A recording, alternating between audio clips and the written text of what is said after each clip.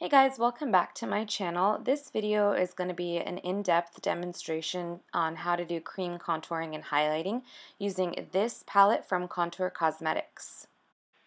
I've already applied my foundation off camera and now I'm going in with my contour. I'm doing my cheekbones, my temples, and my jawline here, and then I'm taking it down my nose, trying to create a more narrower nose. So I'm drawing the contour lines closer together than my actual nose is in width.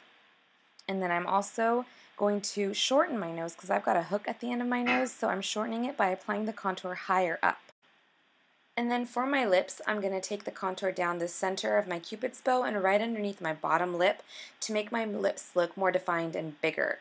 Then I'm grabbing the highlight color, which is many shades lighter than my skin, and I'm going to run that where you would apply the under eye concealer. You can either do this on top of concealer or just on its own as concealer. And then I'm going to take that along both sides of the Cupid's bow contour and lining my top lips as well as my chin. Then I'm going to run that highlight down the center of my nose and my forehead as well. So this is what that would look like before blended. To blend it, I'm taking a brush from Contour Cosmetics and I'm kind of buffing out the contour color before I go in with a beauty blender, just to kind of fade away that harsh line slightly. Of course, it's still going to look kind of harsh, but this is just kind of the first step of blending all this contour out. Then I'm taking a damp beauty blender and then starting to really buff that in. So I'm kind of shifting my beauty blender back and forth in different parts of it that are clean to blend out the contour, and then switching up to a different angle to do the highlighted portion so I don't mix both of the colors. It's easier to blend the lighter colors down into the darker colors versus the other way around.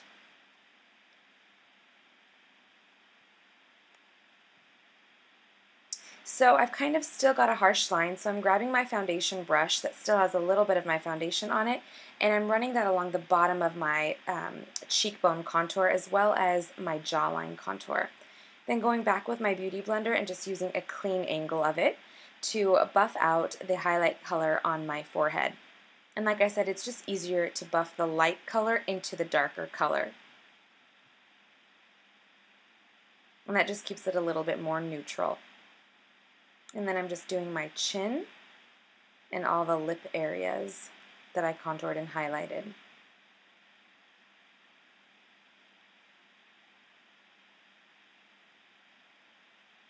And I'm just trying to keep the contour in its place and the highlight in its place when doing my nose, just so that they don't overlap too much, because the point of doing it on a nose like mine is that I want my nose to appear thinner and shorter. If your nose is already a perfect length, then you don't need to shorten it as much with a contour, but if it is long, then you would shorten it. If your nose is short, then obviously you just wouldn't contour the tip of it as heavily.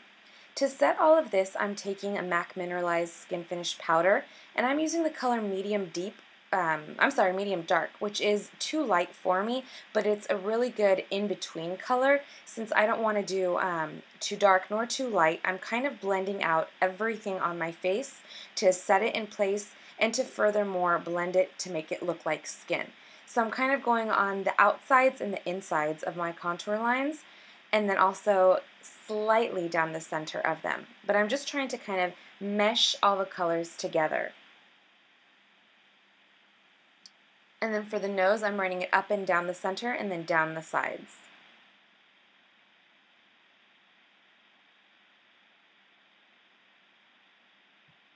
And then also on the jawline and down the neck.